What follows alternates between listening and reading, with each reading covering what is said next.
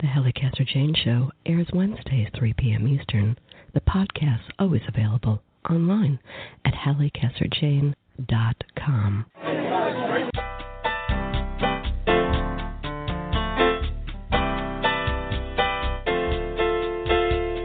Welcome to the Halli Casser-Jayne Show.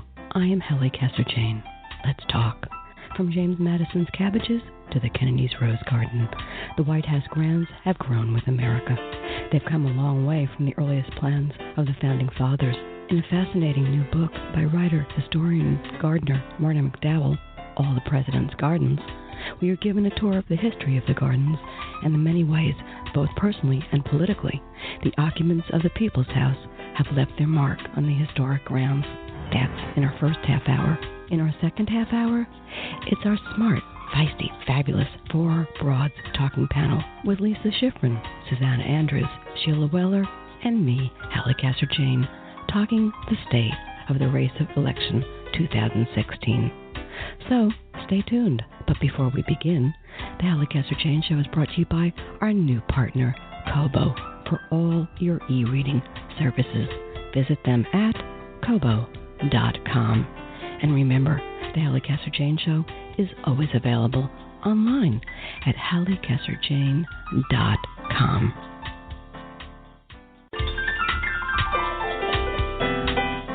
The author of Emily Dickinson's Gardens and Beatrix Potter's Gardening Life, Marta McDowell lives, gardens, and writes in Chatham, New Jersey. She writes and lectures on gardening topics and teaches landscape history and horticulture at the New York Botanical Garden, where she studied landscape design. She also consults for public gardens and private clients.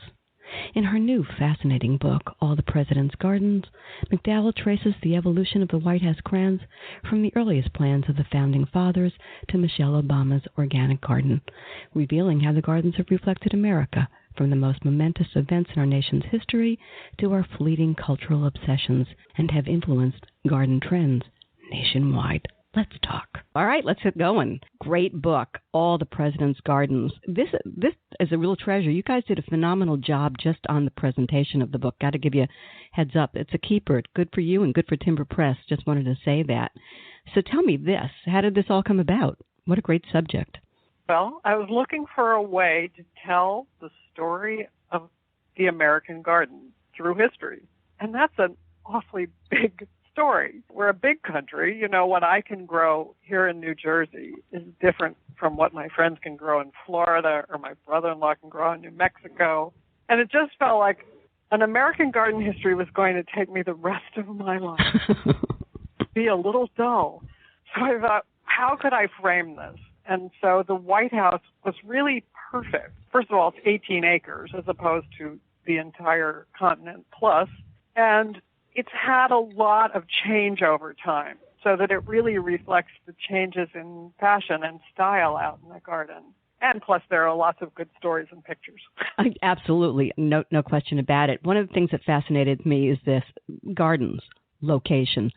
It has a lot to do with how we develop our gardens, and obviously picking of where the first mansion was going to go probably had a great effect on the garden. Tell us about that. Who picked it, for those who don't, and why was it there? Well, it wasn't, an absolute certainty that the federal city, the capital of our country, was going to be on the Potomac.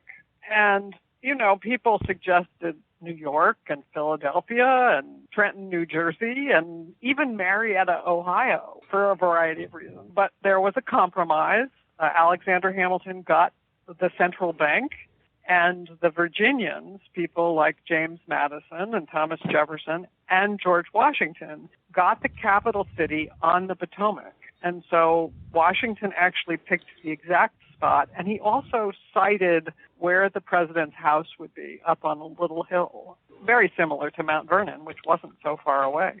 Absolutely. Now, this is interesting. Okay, there are 18 acres there, and then I guess you have to say to yourself, so here's a plot of land, you're going to design a mansion. At the time that it was developed, were there concepts that they wanted to do in terms of gardens and things like that? Well, at the beginning, they had in mind that the president's grounds would be much, much bigger. I mean, Washington actually thought that he would have a botanical garden on the grounds, and it stretched all the way down. Well, today it's where the Washington Monument is, so way down to the Potomac on that end. And then Jefferson said, no, he really was for a smaller federal government. So he also cut down the size of the president's grounds to 18 acres. So it's basically due to Thomas Jefferson that the size was established and kind of the front and backyards of the White House as well. Who conceived the original garden look? What was going to go around this building? Also Jefferson, who didn't plant much. I kind of was disappointed because I thought he was my ace in the hole, because he was always a gardener, but he was busy finishing up construction projects. But he did leave a plan, and he hands it off to his friend and fellow Virginian, James Madison, who starts to really plant it up. So he orders all sorts of things. He orders vegetable seeds, he orders lots of shrubs, things that we might grow in our own gardens, like lilacs and Rose of Sharon, and lots of trees as well. So trees were planted also right from the start. Washington, having lived there for 30 years, has a very interesting climate for growing, I have to tell you. I'm in Florida now, and I grew up in New Jersey, where you're from. But Washington is uniquely hot and odd. How is it for gardeners?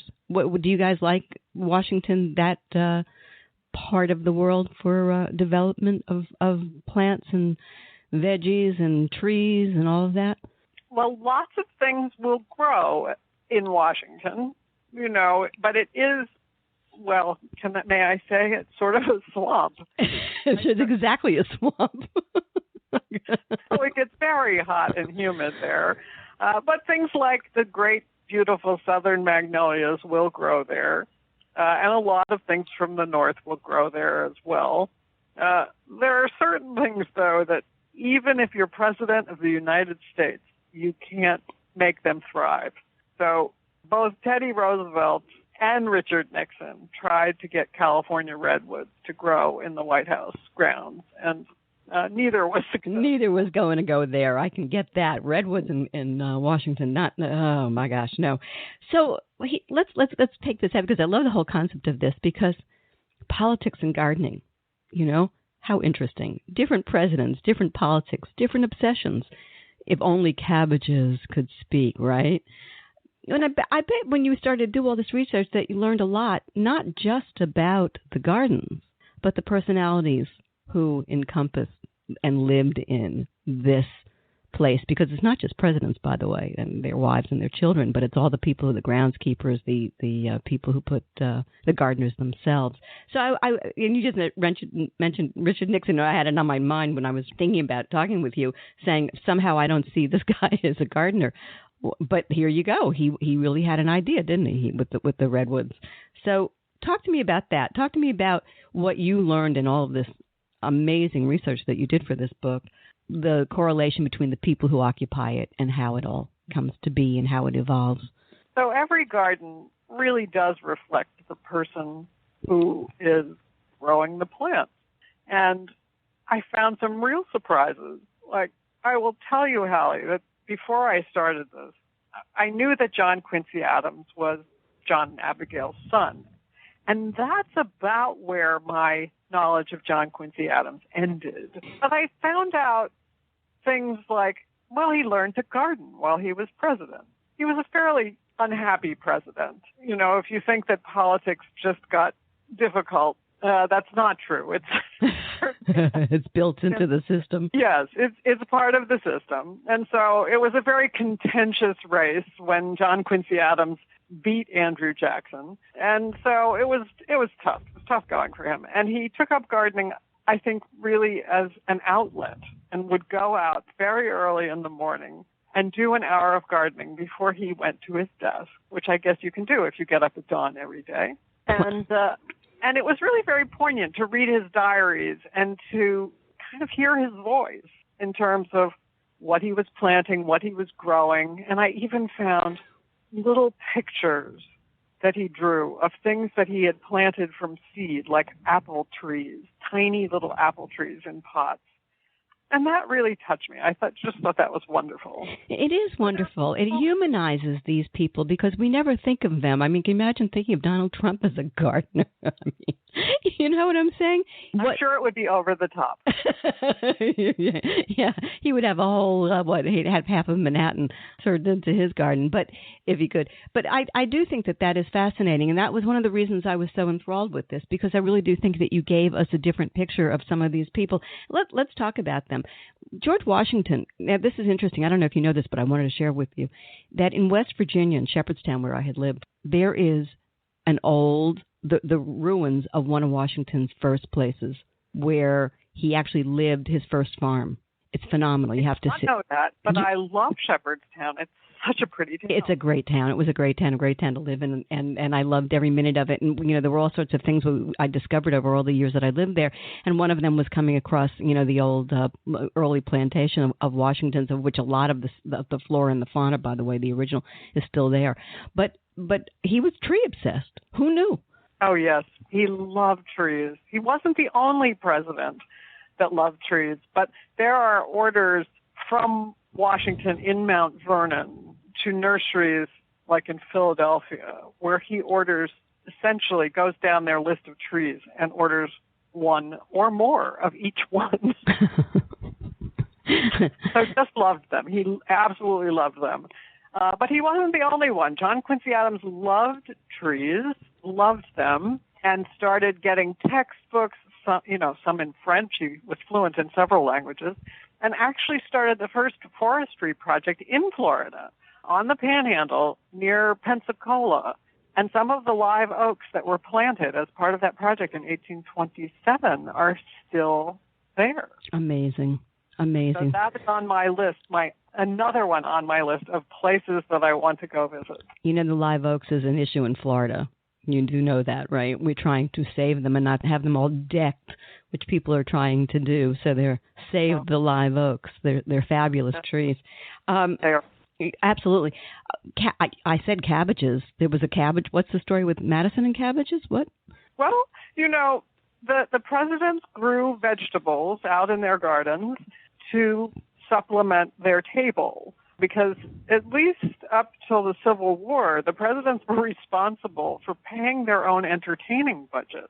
So if you had the diplomats over from, France, let's say, and entertained them at the president's house, you paid the bill. So they dedicated a lot of the territory around the White House to growing vegetables and fruits. So that was really very common until the end of the 1800s. Unbelievable. There are Jefferson mounds. Tell us about that. So when you go into the White House grounds, and they usually have them open 2 weekends a year for kind of the garden open days, and you enter from the kind of southeast corner, you come around two little hillocks, one on each side, and these have been called the Jefferson mounds as long as I could tell. Now they kind of go, well, did Jefferson actually have them put in? But they're artificial hills that were placed to give you a little element of surprise. The way you might put up a little piece of fence or hedge that you'd come around and then go, oh, look at that beautiful view. And so Jefferson mounds, and then some congressman, I think it was in the 1840s, his name was Ogle. What a great name, Congressman Ogle. He called them Amazon's bosoms, which I found hysterical. He was very anti any kind of spending for the president. That's a pretty funny line. Again, there have always been discussions, let's say. Yeah, love it. Marta, I want to ask you about this. The term victory garden, at one time that was a huge thing. Not so much anymore. Can you? And there's something magical about victory gardens. So during World War I, there was the National War Garden Commission. And so people talked about growing war gardens. By World War II, I think they had a better PR person because they changed the name to Victory Gardens. And that really caught on. So lots of people grew them. The idea was you would grow your own vegetables and save on energy costs, save food, obviously, so that all of these things could be dedicated to the war effort. And there was actually one on the White House grounds. Neither Eleanor nor Franklin worked on it. It was a White House advisor, and some of his family members tended the garden. But there were vegetables grown there during World War II. And this was done all across the nation. After the war, that sort of phased out a little bit. But I think the modern community garden movement has roots, if you'll pardon. Absolutely. It was the perfect word. Mm-hmm. Yeah. Absolutely perfect word. So not everybody was enamored with gardening. One of the ones that you bring up is Zachary Taylor, who I think is kind of an interesting political person to talk about in these times because, and I'm just going to give a hint of this, which is everybody go out and look up Zachary Taylor and then look up Donald Trump, and you'll see that there's something very similar there. But not a guy who was into gardening, no? Well, he didn't do anything, to speak of to the grounds or gardens while he was president. So he doesn't really make the book. I'm sorry. If you love him, you'll be disappointed. There are a couple others like that. James Polk. Yeah. I skip over a few. You did, huh? Yeah. If I didn't find a good story or a good reason to include them, I just hit the fast forward button. So listen, I have to ask you this. You being you. And, so versed in all of this. When you look at the gardens now, when you're there, on a scale of 1 to 10, if you compare it to other places, how do you think they've done a great job? Or if it's an A job, a B job, a C job? I want you to rate what we've got there. I will tell you, I was so impressed by the grounds, particularly the trees. It is a landscape that we can all really be proud of. And I know it's hard to have access to it. It's like, not everyone can be in Washington, D.C. for the 2 open garden weekends. But it really is lovely. The trees, they are living history because people from John Quincy Adams forward planted trees, and they take really good care of them. And the view is lovely. It's a view to the Washington Monument. It is a traditional garden, so if you're looking for the most innovative, creative thing, you won't find it there. But I give them a 9+ because It is, I found it touching, and I don't find all gardens touching in that way. Well, that's a sweet thing to say. What's the oldest tree or shrub that's left there? Do we know? Well, the oldest plant, in a way, was planted by John Quincy Adams in the 1820s. It was a tree, an elm tree, and I say was because it had to be taken down in the 1990s, but they propagated it. They grafted a piece onto new rootstock, and it was like they cloned it. So you've still got, the branches of that original elm growing in a tree that Barbara Bush replanted. And so that's what I mean about this kind of feeling like you have this living bridge back to people that came so long ago. Yeah, that is fascinating, isn't it? History lives. I want to talk to you. There were a lot of glass houses on the property. I think I saw pictures in the book that, wow, all gone? All gone. So those glass houses were, and I don't know the square footage. It would be interesting to know. They had to be almost as big as the White House itself. And they were stuck directly onto the west side. And so you have to imagine, take a big eraser and, erase out the west wing and attach on this series of very fancy conservatories, glass houses with display plants and orchids and violets and all sorts of things being grown there, partly for cut flowers, but partly just for display. And they were all taken away during the Teddy Roosevelt administration to make way for what is now the West Wing. That's heartbreaking. Wouldn't it have been great if they kept them and even turned that into offices, if not with plants? That's the kind of thinking that I did. So talk to me about this, the history that's gone on there, besides the plants themselves, but the space, the gardens themselves. Weddings there? Yes? No? Yes. One of the Nixon daughters was married in the Rose Garden. Grover Cleveland was married indoors to Frances Folsom, but they kind of brought the garden in with lots of plants and lots of flowers. So there have been weddings. There have been parties. So Gerald Ford had the bicentennial banquet in 1976 in the Rose Garden. Queen Elizabeth was there. You know, it was a huge party. Jimmy Carter talked to President Anwar Sadat, Egyptian president, during the Camp David peace accords. So it's seen a lot of things. It's also seen some animals. I love Yes, and animals and gardens do not always go together perfectly. Tell us.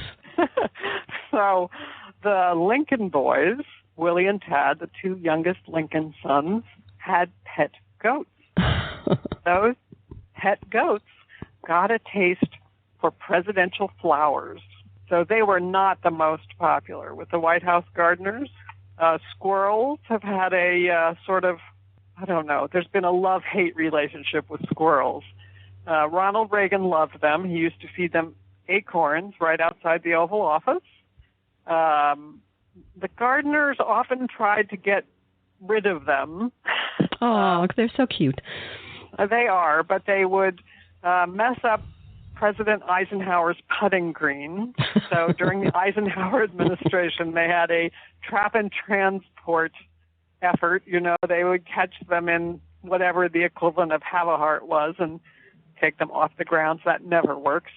One gardener actually would put a bushel of Georgia peanuts attached to a tree to try to keep the squirrels away from his tulip bulbs. I don't know how that worked either. Yeah, it really doesn't sound like it would be something. If I were the squirrel, I'd go for the tulip bulbs. And the gardens have also served the children of presidents, and I think that's fun too.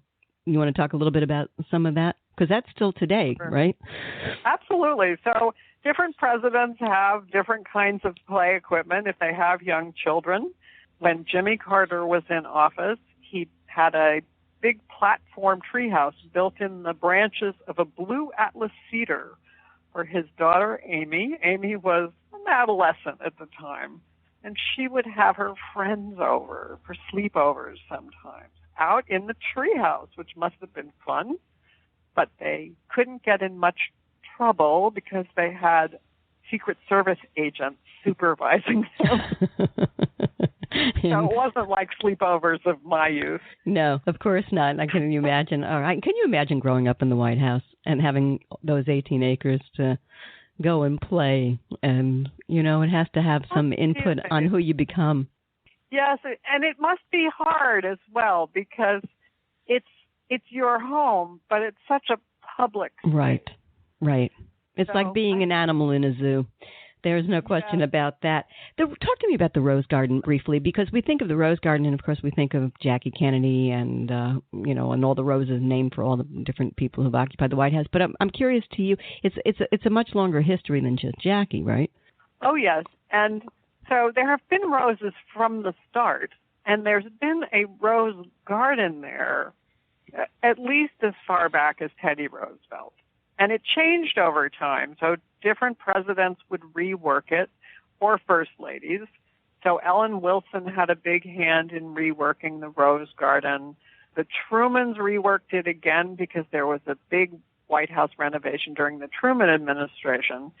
And then what surprised me was I always thought it was Jacqueline Kennedy who was involved in the Rose Garden. And I found out that it was really her husband. So it was President Kennedy who decided after a trip they'd had to Europe, a diplomatic mission, that the Rose Garden looked shabby. And so he invited a family friend. Her name was Rachel Lambert Mellon. They called her Bunny Mellon. Great lady. I knew her. Fascinating woman. and a wonderful gardener. So she was invited to redo the plan. She gave Kennedy a copy of Thomas Jefferson's garden books, and so there was inspiration there. Kennedy wanted something almost like theater, really, like a theater set, where the president would have a podium on a platform that was somewhat raised, and, it's often used for news conferences. And then if he had honorees or visitors, that they would be on yet a higher platform behind him. And that's exactly the setup right outside the Oval Office today. So she designed quite a formal, traditional, I guess you'd still say colonial revival garden with roses, but not as many as you might expect.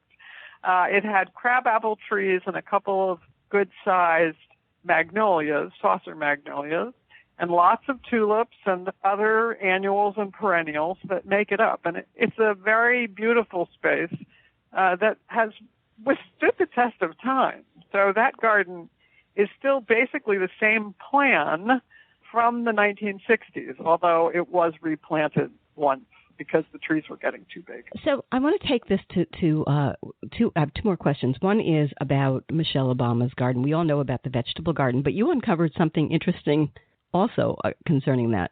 Well, let's see. A couple of things. One is a lot of the plants came from plants that Thomas Jefferson grew at Monticello, so there's a lovely connection there. They had some false starts where, they decided after the first season that they would raise the beds with little sort of wooden borders because the soil kept getting washed away. There are very heavy thunderstorms in Washington, D.C. in the summers. And it's really a very beautiful garden because it's edged with a bed of plants for the pollinators, so flowering plants as well. Yeah, I found that fascinating. Didn't know that. Last question, and this, in all the research that you did, any skeletons ever uncovered in digging up to get those garden beds terrific and healthy and moved and whatever? Any skeletons in the lawn? What? Yeah, well, there were things in the lawn. I don't know where they ended up, but when they were digging for the Rose Garden, so you have to imagine, President Kennedy is occupying the Oval Office. They found things like horseshoes from the Civil War and shards from the flower pots from those old glass houses. But they also, and I found this out later, they cut through a national security phone line. I don't know if you remember, like during the 60s, this idea that there was this phone that the president could pick up and start a nuclear war. They accidentally cut through that and triggered an atomic alert. It was reported in the New York Times, not with a reason, but I checked the dates, and indeed, it was reported of a several-minute atomic alert. Wow. That's pretty great story. Before you dig, yes. Marta, this is really a great book. Everybody should get this, and it's a great gift book, I'll tell you, as the holidays start to come. I've been speaking with Marta McDowell. Her book, All the President's Gardens, Madison's Cabbages to Kennedy's Roses, How the White House Gardens Have Grown with America, by way of Timber Press.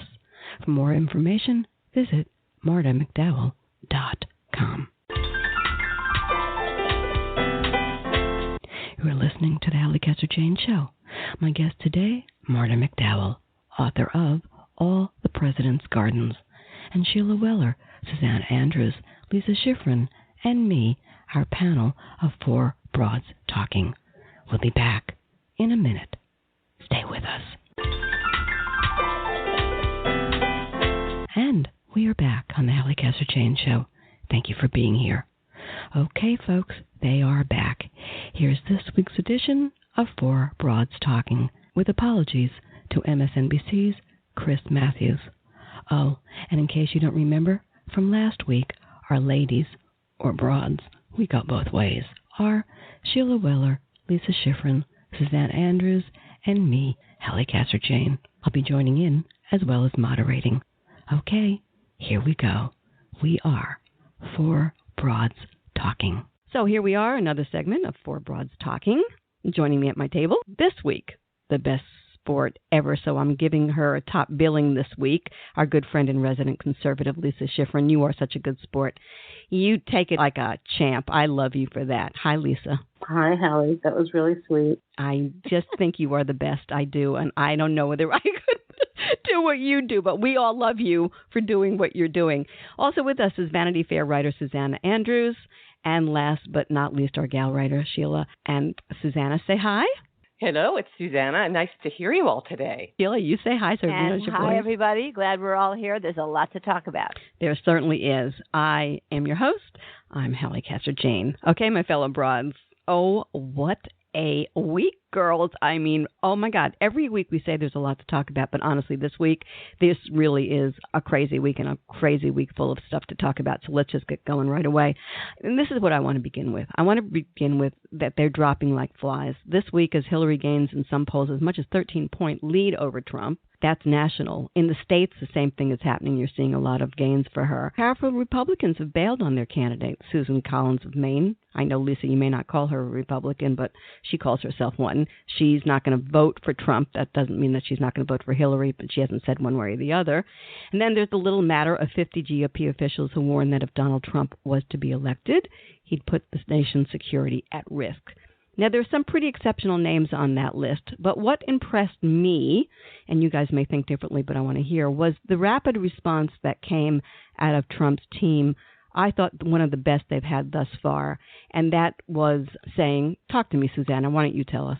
I think he said effectively, who needs them? And aren't they the ones who got us into Iraq in the first place? And I thought that was, I'm going to say it, it hurts to say it, I thought it was a brilliant response and very apt. And I think it will play... Said that. No, really, I want to congratulate you for saying that, because it was a brilliant response, and it has the added advantage of being true. I thought it was a very substantive response. I don't think it'll play way beyond his base to people who don't even want to admit that they agree. That's a very discredited group of people if you feel that the war in Iraq was just, a very misguided, catastrophic, and wrong war. Or even if you think it was a good idea that it was executed very, very poorly by many of these same people. That's true. I think what I'm interested in, and I don't want to change the topic if you don't want to change it, but these 50 GOP national security experts, Susan Collins, what are they hoping to accomplish by doing this? Are they trying to get reasonable Republicans not to vote? I mean, how un-American, really. Very few of them have, with the exception of, let's say, Hank Paulson, the former Treasury Secretary, and Meg Whitman, CEO of Hewlett-Packard, those two have come out and endorsed Hillary. But the others are just saying nothing about who they'll vote for. So are they encouraging reasonable Republicans not to go to the polls in November? Wow, definitely don't go in September, guys. Well, okay, I think it's a good question. Let's ask Lisa what she thinks. I think the one piece of wisdom that they exercised was to not say that they're voting for Hillary. One or two of them have. I think that would destroy all of their credibility because, of course, Hillary and the Obama administration have opposed a great deal of what they stand for. What do you think they're trying to accomplish? I think there are two things. One, I think you can never underestimate the need for one-upmanship and moral preening in Washington. These are all top-level Washington insiders. And two, these are people who really have invested their lives in foreign policy and particular viewpoints and all of the micro positions and subtle distinctions that people jostle about inside the establishment. I think they think they're very much above Trump. Trump is a vulgar man. There's no question about that. And he is clearly not a member of this establishment or really much of any establishment. And he doesn't have the knowledge that many of them have. But, their knowledge hasn't actually served them or the country all that well. So I think there's some bizarre Washington need to place distance between them and what they see as a vulgar usurper. Many of these people are, they are the classic kind of globalists of the past 30 years, and you'll find those on both sides of the aisle. In many ways, Clinton, Bush, Obama have pursued a very similar kind of foreign policy with regard to trade, certainly, and even more than some of them might have wanted with regard to military policy. I think that these people see that it's crashing, and they see that Trump is going to sort of pull away the edifice they built. Can I just say something? Yes, absolutely, Sheila. I think basically they didn't want to be turncoats. I think they didn't want to say we're voting for a Democrat. I think half of them will. In terms of the Iraq War, big mistake. A lot of people on the left and right made it or And there were other foreign policy decisions and situations that these 50 eminent people were involved in. It wasn't just Iraq. But I think they didn't want to be turncoats. I think their silence is golden. I don't think they're saying don't vote or vote for let me interject. I think what they're actually doing is they're walking a line. They're playing it both ways. Okay, we're going to come out against Trump, blah blah blah blah blah, but we're going to protect us too because maybe there will be a place for us in a Hillary administration if it's Hillary, or maybe we don't want to aggravate the the GOP too much, but we've made our case. I think that there are no clean hands in politics anymore, and everybody has their agenda. And the sooner we all start to realize that nobody is clean, I think the better off all of us are going to be. Because I think that's the reality of the kind of politics that we live in today. That's my thought. I want to move on. I want to say this. Last week, Trump clearly, against his inclination, wound up endorsing Speaker Ryan and gave a tacit endorsement to his nemesis, McCain, who continues to support Donald, no matter what he has said about him, and Kelly Ayotte. He appears to have surrendered to the pleas of the mainstream party elite. And he's staying more on message a little bit, at least for him. He's tweeting less, right? Sticking to scripts a little bit more. But do we have to worry about him? Because couldn't he look like just any other politician if he starts to play by the rules? And if so, has the outsider become just another insider, Sheila? I don't think he'll ever become another insider. I think if he's doing this and sitting on his hands, it won't be for long. I can't think of exactly what they are, but I've heard Donaldian remarks from him lately, it seems. I think he's still the thin-skinned guy. John, my husband, listened to his economic speech and said it was so boring. So I think whenever he does the teleprompter thing, it destroys a little bit of the Donaldness that all those people at the rallies love. But I don't think he's going to be able to sit in his hands for too long. I think he's portrayed himself as an outsider even very effectively, but I think what we saw this week as well with his economic team, his announcement of his economic team and that speech on the economy, I think we saw what's underneath the surface, which is that Donald Trump actually is an insider. He's a rich plutocrat. He's seeking to protect his interests like they all are. And yeah, he's temperamental. He's good with, speaking like, an outsider and a Bulgarian or whatever Lisa said there. And he has a wonderful rapport with his base. But, when we go into the, final stretch here, when it really begins to count, I think just look at his economic team. All his buddies. We have hedge funders. We have oil and gas moguls. We have, in fact, some delicious hedge funders. We have John Paulson, the guy who made his fortune betting that the housing market would tank, which made him a few $1 billion when millions of Americans lost their homes. That's one of his advisors. Hang on a second. You say that as if making a bet on an observed market is the same thing as engineering the problems that cause the market. No, I don't. I say that one of his main economic advisors is a guy who only entered into that circle because he took a bet very gleefully and successfully that Americans would lose their homes effectively if you want to do that. And I'm not saying that that's bad business. I'm just saying it shows that this is a man who doesn't really, in my view, have any concern for the working man or the middle class or all those people who supposedly make up the bulk of Donald Trump's base. I just don't even see any connection between making a bet on an observation and being responsible for the policy. And there you can actually lay the blame very clearly at Bill Clinton's feet. He set up the mortgage policies that led to the crisis. So I think that's a ridiculous thing to say. I just want to say, Lisa, hang on.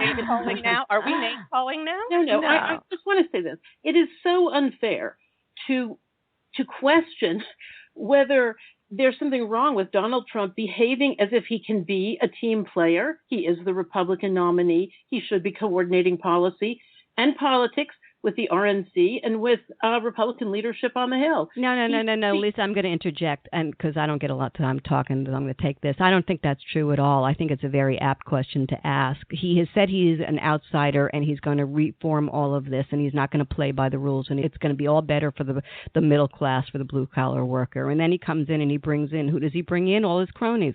I think that is something worthy of talking about. The point being that you can't be two things at once. You are either one way or the other. I would have been much happier if he'd brought in some women. Maybe he'd mixed in a Democrat. Maybe he'd done, played it differently. He played it, Lisa, the same. Okay, two things. First, I happen to know personally that he spent a lot of time looking for a female economist who was conservative, and he got turned down all over. So that is just how that worked out. That's but I actually, Yes, exactly. It's gossip. That is personal gossip that I know personally. But here's the deal. He brought in the people he knows, who he trusts. Now, there's no reason, whatever their backgrounds, there is no reason to assume that they're not capable of executing his vision as laid out in that plan. Okay, let's look at the plan. Let's look at the plan then. Okay, it's the old song, tax cuts, particularly for large corporations and the wealthy, child care. People will get to tax deductions for child care, but only those who take deductions. Exactly. Which means that I think the that's rich will benefit from that.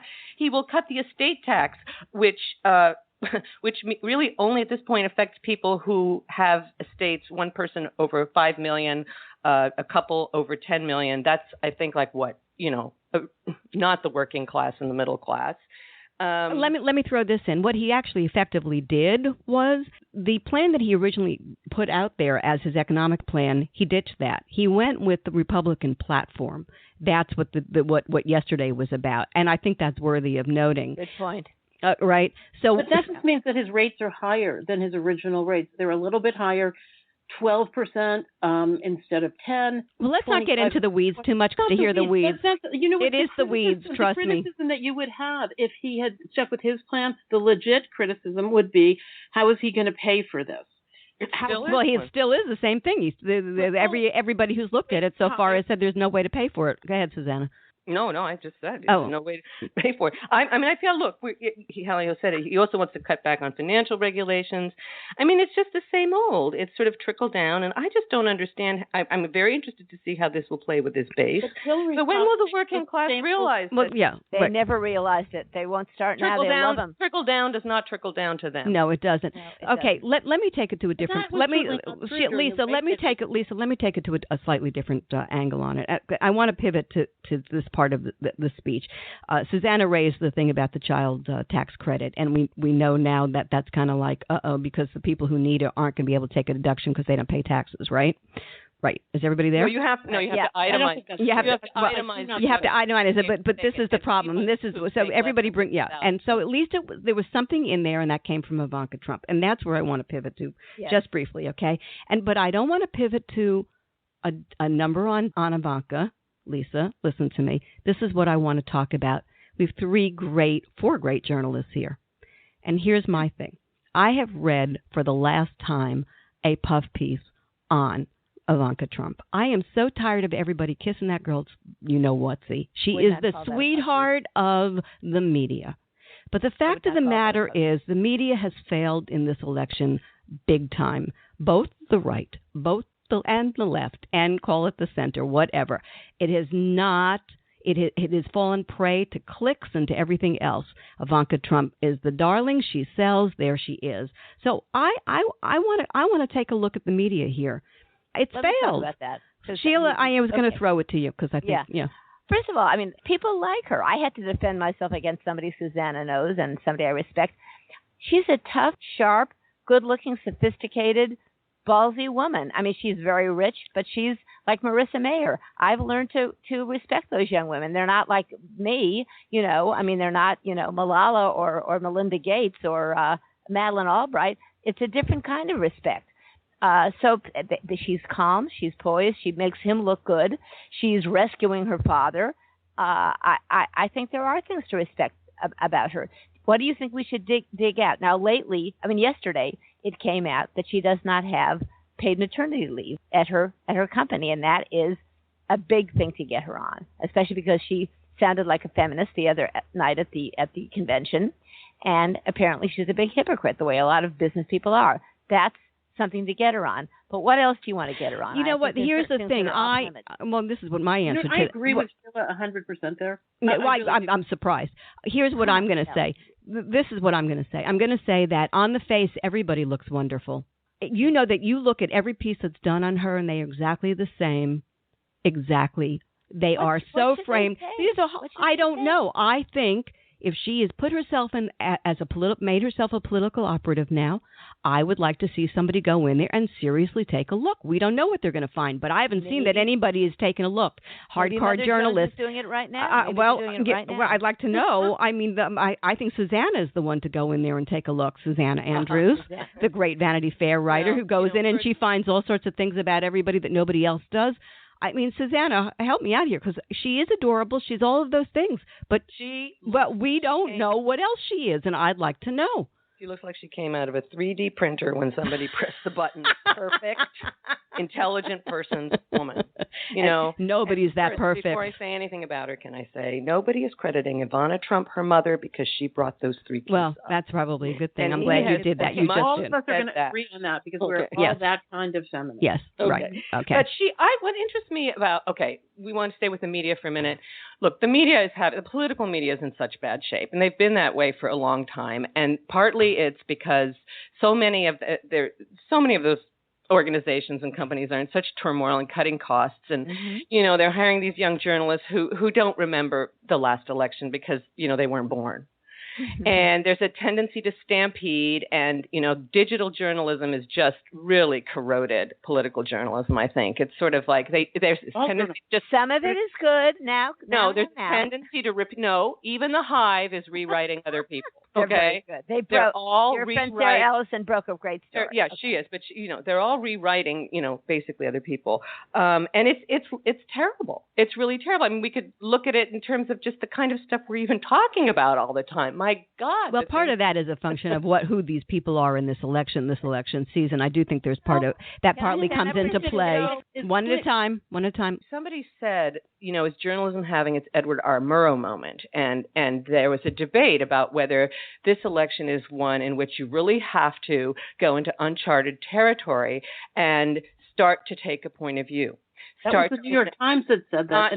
I think it was a Columbia Journalism Review I saw it in, and sort of start to, not just do the he said, she said, he said, she said, and the equivalency, but really get at some idea of the truth and maybe make some editorial judgments. I mean, it is kind of a difficult election for journalists. Well, I think that everybody, they throw up their hands and they kind of go, I'm walking down a line that I'm not even sure I ever want to walk down. I think there is a lot of that going on. And I think it's also a function of the way that the politics we do today is, because there are no rules in politics anymore like there used to be. There is certainly no morality in politics, not even an iota of it. It's an ugly business, and ugly things happen in politics. And I guess what happens is the media reports on it, and maybe it bounces back, and maybe it reflects back, and the media comes out looking maybe worse than even I think that it is, when it shouldn't look quite as badly as it does. I think you're totally right that the media, look, we all understand that Donald Trump is a Republican candidate in very large part because he was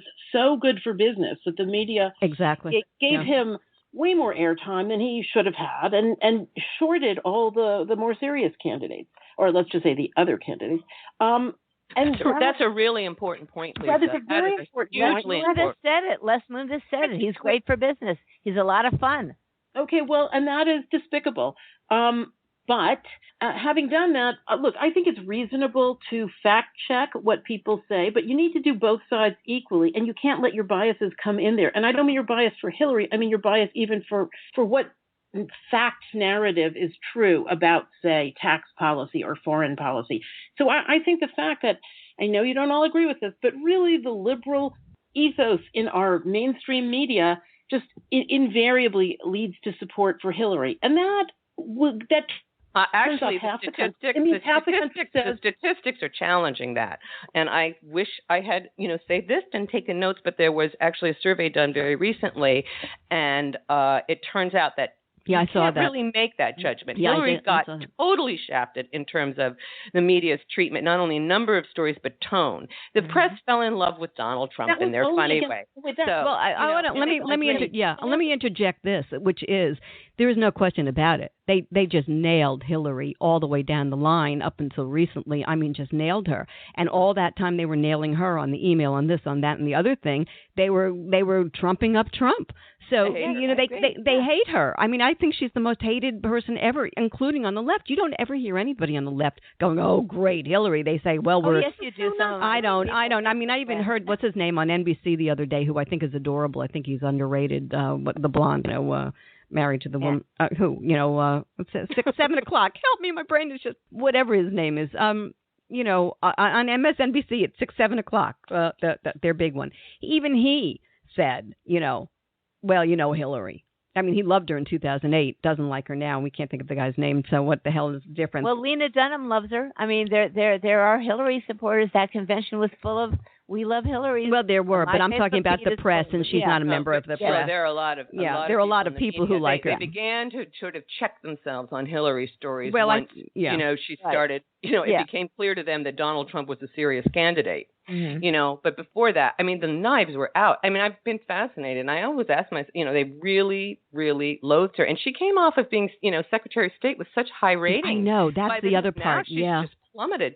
What accounted for that? I don't know. Same thing with Bill. I mean, Bill was at the top of his game. He never had as high numbers as he did, and then all of a sudden they plummeted too. She's a weak candidate. She's not. I don't think it's the candidacy. I mean, Bill has charm.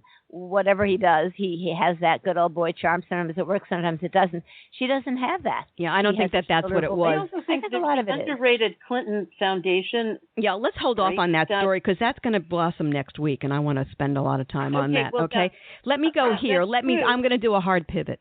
I want to do a hard pivot because I've been trying to get this one on air for 2 weeks, and you're all going to indulge me. I want to talk about Zika. I live in Florida. You got to give me this because this is really a scary thing. Honest to God, this just blows me away. Number one, in the House, in the Senate, both sides of the aisle have played patsy with this thing, and they won't pass the numbers. So there is no funding coming into this thing. That's terrible. And they knew this was coming a long time. They saw it moving around, the southern states, and they saw it in what was going on in Puerto Rico. I need to jump in. No. Let me just finish. For once, I'm going to finish because I think this is really important.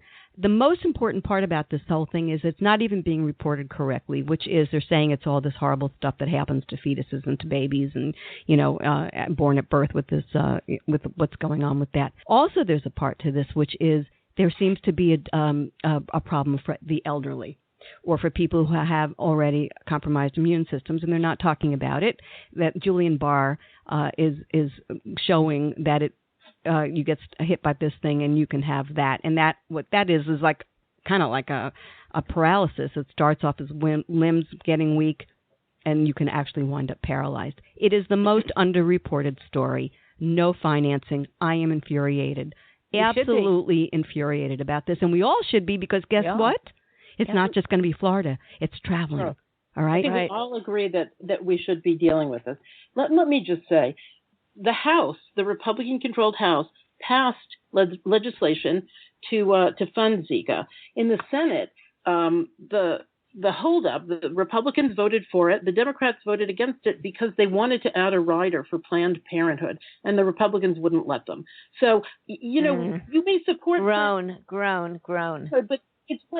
But the point is, you don't have to have everything in any one bill. And to me, this was one of those moments where the Democrats were playing to their base. They didn't want to sign it because some rider wasn't attached. Nonsense. What was the rider? Defunding Planned Parenthood? It was defunding Planned Parenthood. Well, right. Why did you put that in there? Hold it. Because, right. Sheila, say it. Go ahead. F that. I don't think we can swear on the Halli Casser-Jayne Show. No, you can't. And also, while we're at it, how disgusting that Marco Rubio says women who are pregnant with the Zika virus can't have abortions. That's mean. You can be pro-life, you can be anti-choice and not say things like that. That's Aiken territory. But that's real rape territory. That's just mean. Well, since this is happening to me and it's happening in my state, let me respond to that, which is this. At the same time that he said that, I got an email from him saying, we're way down. We don't have the numbers. We're way behind where we're supposed to be. And B, he is at static in the polls with his competition. And he played to the base. And this is what makes me crazy. Do they really want to be that mean? I mean, you can be. There's many ways to be pro-life. No, but he wasn't doing it for that reason. He wasn't doing it for that reason. He was playing to the base. He needs to get them ginned up so they'll give him money and so that they'll vote for him. He did it. It was a political hit job he did for himself, and that just riled everybody in the state up, including most of my Republican friends, and they're all around me. All of my neighbors, everybody came freaked out. Abortion is legal, and there's no actual reason. Yes, but that's why it's so disgusting that he would do it.